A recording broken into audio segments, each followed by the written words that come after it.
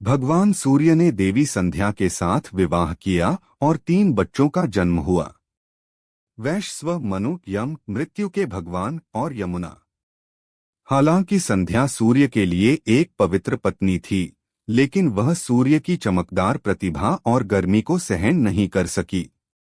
इसलिए वह सूर्य की प्रतिभा का सामना करने के लिए आवश्यक शक्ति हासिल करने के लिए तपस्या करने की इच्छा भी रखती थीं, या अपनी तपस्या के परिणामस्वरूप हासिल की गई अपनी प्रतिभा को भी आगे बढ़ाना चाहती थीं। संध्या ने एक औरत को बनाया और उसका नाम छाया रखा और कहा कि वह सूर्य की पत्नी के रूप में अपनी भूमिका का प्रतिनिधित्व करे और 3 बच्चों की देखभाल भी करे।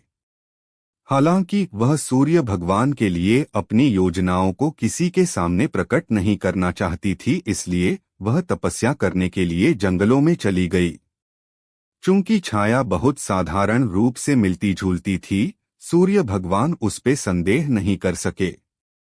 छाया के माध्यम से सूर्य भगवान के 3 और शिशु हुए थे, जो थे मनु, शनि और ताप्ती।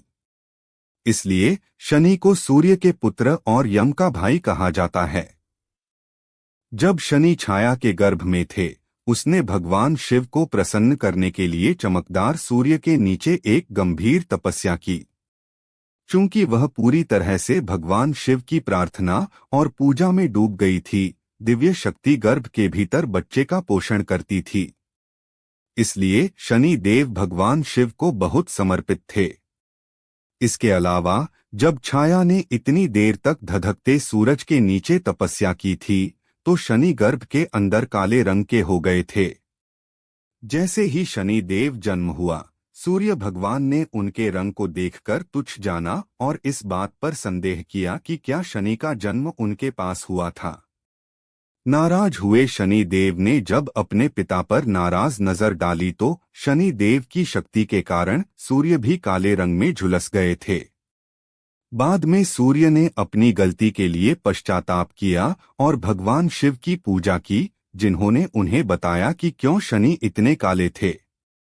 इस बात के पीछे सच्चाई को जानने के बाद सूर्य भगवान अपने पुत्र शनि देव के साथ खुश थे और वे एक दूसरे को बेहतर समझने लगे। शनि देव भगवान शिव के एक प्रेरक शिष्य बन गए और सभी ज्ञान उनसे सीख गए। शिव शनि देव की भक्ति और ईमानदारी से बहुत प्रसन्न थे, इसलिए उन्होंने उन्हें पृथ्वी पर पैदा हुए जीवन पर उन्हें महत्वपूर्ण ग्रह का स्थान दिया। उन्हें लोगों द्वारा किए गए कर्मों के प्रभावों को वितरित करने की जिम्मेदारी दी गई थी। शनि देव बेहद उदार भगवान हैं, हालांकि कई लोग उन्हें क्रूर रूप में देखते हैं। वह अपने भाई यम, मृत्यु के देवता की तरह इतने न्यायप्रिय है, इसीलिए वह लोगों द्वारा किए गए कार्यों के अनुरूप सही प्रकार के परिणाम प्रदान करते हैं। अच्छे कर्मों के साथ शनि देव की प्रार्थना करने से उनके आशीर्वाद प्राप्त होंगे और पीड़ित लोगों को कम भुगतना पड़ेगा।